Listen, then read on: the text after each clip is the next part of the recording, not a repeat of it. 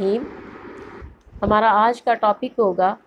جنوبی ایشیا میں مسلمانوں کی تعلیمی تحریکات کون کون سی تھیں۔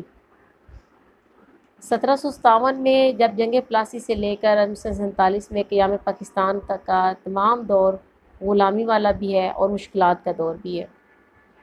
اس دور میں مختلف قسم کی تحریکیں سامنے آئیں، لیکن ہم لوگ یہاں پر صرف اس میں سے تعلیمی تحریکوں کو ڈسکس کریں گے، اور ان میں سے دو مشہور تحریکیں جو ہیں وہ ایک ہے تحریک دیوبند اور ایک ہے تحریک علی گڑھ۔ آج کا ہمارا ٹاپک ہوگا تحریک دیوبند۔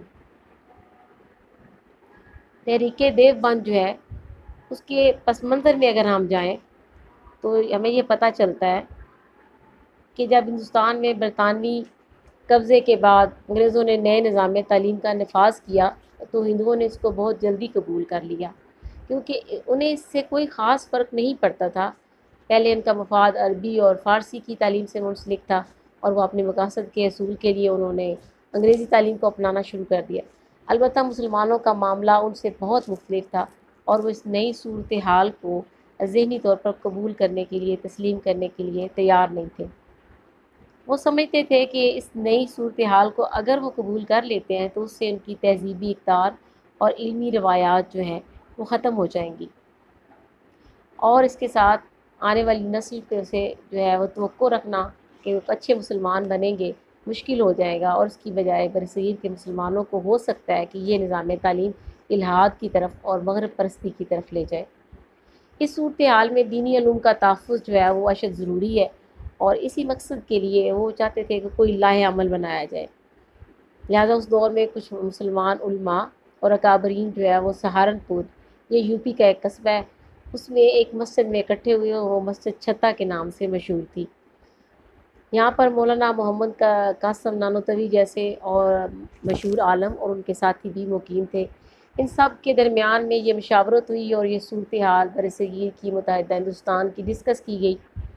آخر کار ان لوگوں نے یہ فیصلہ کیا کہ ہم مسلمانوں کو اپنی تہذیبی ثقافتی روایات کو سنبھالنے کے لیے اور آنے والی نسلوں کو صحیح رخ پہ تعلیم دینے کے لیے ہمیں اپنی تعلیم کا نظام اور باغ ڈور خود سنبھالنا ہوگی، اور اپنے ادارے قائم کرنے ہوں گے، نہ کہ ہم غیروں کے بنائے ہوئے نظام تعلیم کے اوپر ڈپینڈ کر کے بیٹھے رہیں۔ اسی سوچ بچار کے نتیجے میں 20 مئی 1866 کو سہارنپور کے اسی قصبے میں اور اسی مسجد چھتا میں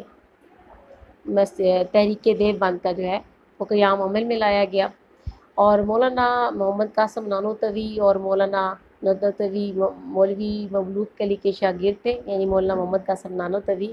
مولوی مملوک علی کے شاگرد تھے، اور مولوی مملوک علی جو تھے ان کا تعلق شاہ ولی اللہ کی تعلیمی فکر کے ساتھ، اسکول آف تھاٹ کے ساتھ تھا، اور ان کا تعلق سید احمد شہید کی تحریک مجاہدین کے ساتھ تھا۔ اس سیکوینس کو آپ سمجھیں گے تو تحریک دیوبند کے جب ہم اثرات کو ڈسکس کرتے ہیں تو پتہ چلے گا وہاں جا کر کہ اس وابستگی کا اثر جو ہے اس تحریک پہ میں نظر آتا ہے۔ اس طرح تحریک دیوبند کو ہم کہہ سکتے ہیں کہ یہ شاہ ولی اللہ کے نظریات کا برصغیر میں ایک تسلسل تھا، اور جب شروع میں یہ دیوبند تحریک کا آغاز ہوا تو مدرسہ جو ہے ابتدا میں پورے 9 سال تک بالکل ایک قسم پرسی کی حالت میں، ابتدائی حالت میں رہا۔ 1876 میں آ کر کچھ نئی تعمیرات، کچھ نئی کنسٹرکشن کا آغاز ہوا، اور بڑے بڑے دارالعلوم اور بڑے بڑے اس میں شعبے جات قائم کیے گئے، اور چونکہ دارالعلوم کے جو اکابرین تھے انہوں نے شروع میں ہی یہ فیصلہ کر لیا تھا کہ وہ حکومت سے مکمل لا تعلقی کیے رکھیں گے، کسی قسم کی کوئی گرانٹ اور امداد نہیں لی جائے گی۔ لہذا جب اس کا کام آگے بڑھا تو ملک کے طول و عرض میں چندہ مہم بھی شروع کی گئی، مخیر حضرات سے رابطے کیے گئے۔ اس طرح تحریک کا تعارف جو تھا وہ پورے ہندوستان میں پھیلا، اور بہت دور دراز سے لوگ جو ہیں وہ یہاں پر آ کر تعلیم حاصل کرنے کے لیے داخل ہوئے۔ اس تحریک کو اس پس منظر میں جب ہم آگے لے کے چلتے ہیں تو اس کے کچھ مقاصد جو ہیں خاص وہ سمجھ آتے ہیں۔ اس کے مقاصد میں سب سے جو اہم چیز تھی وہ تھا اسلام کا احیاء۔ اسلام کا احیاء اس لیے کہ برصغیر میں مسلمان ایک طویل عرصہ حکومت کرنے کے بعد اب طویل عرصے سے جب غلامی کی زندگی بسر کر رہے تھے، اور ہندوؤں کے ساتھ اور انگریزوں کے ساتھ رہ رہے تھے، اور سکول جو ہیں وہاں پر مشنری ایجوکیشن دی جا رہی تھی،